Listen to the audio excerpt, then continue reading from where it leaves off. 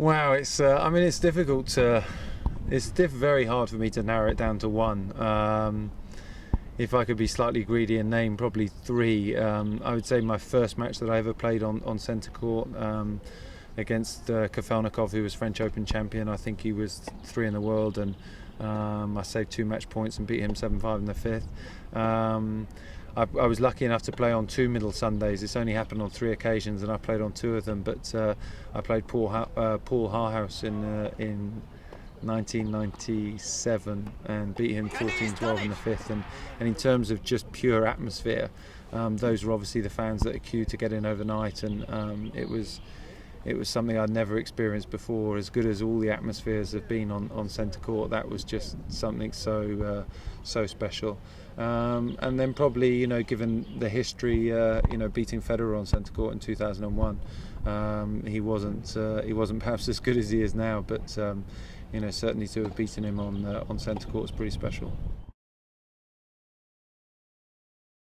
To experience that atmosphere and have that type of support was incredible, and there was no doubt there were many occasions when I was struggling and perhaps not playing my best or a bit tired, and they were able to give you that lift, find an extra gear to get you over the line, and there's not many things that I miss having retired from the game, but certainly a centre court crowd on your side would be one of them. The whole journey is pretty surreal when you look back at it, and I was a 6-year-old just dreaming of perhaps one day playing at Wimbledon, but then for me to have some of my greatest moments of my career playing on centre court in front of the home fans in the biggest and best tournament in the world was, it was an honour and a privilege, and then to be able to meet so many great players, and then as mentioned with working with McEnroe doing the commentating, obviously meeting Bjorn on many occasions. It's been a great experience for me, and tennis has always been a big part of my life, and I'm sure will continue to be moving forward.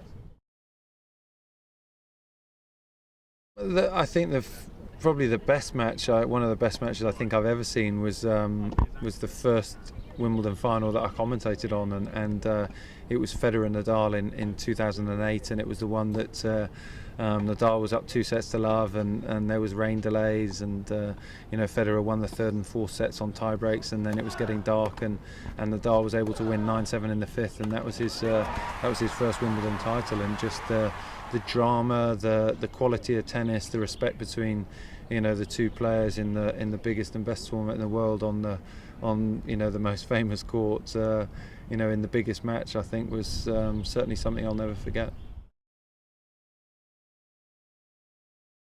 It's fantastic, and to have been part of that process has been brilliant, and I remember I was certainly intrigued to understand how the committee worked when I was asked to get involved about 4 years ago now, and it's been there's such a sort of dynamic group of people. They are they're so motivated to maintain Wimbledon's presence and stature as the best tournament in the world, and the only way that you can do that is invest, and it competes against other tournaments if you like, but when you look at the master plan now moving forward, it's incredible. Sort of, I think, led by the new roof on court number 1, massive new player facilities, Arangi Park development. The list is endless, and I'm sure it's going to cost a lot of money, but it's that money that the club feel is very important to invest back into the tournament and the players, and make sure that it stays the biggest and best tournament in the world. First and foremost, he's very disappointed to miss the French Open. It's a Grand Slam, and he certainly doesn't want to miss one of the biggest tournaments of the year.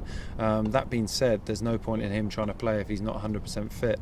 And I think now that he's had that time off, it will give him the best opportunity of being, fit for the whole grass court season. And he, given his performance 12 months ago at Wimbledon and during the Olympics Games, I think he's got as good a chance as anyone. Subscribe to Wimbledon on YouTube.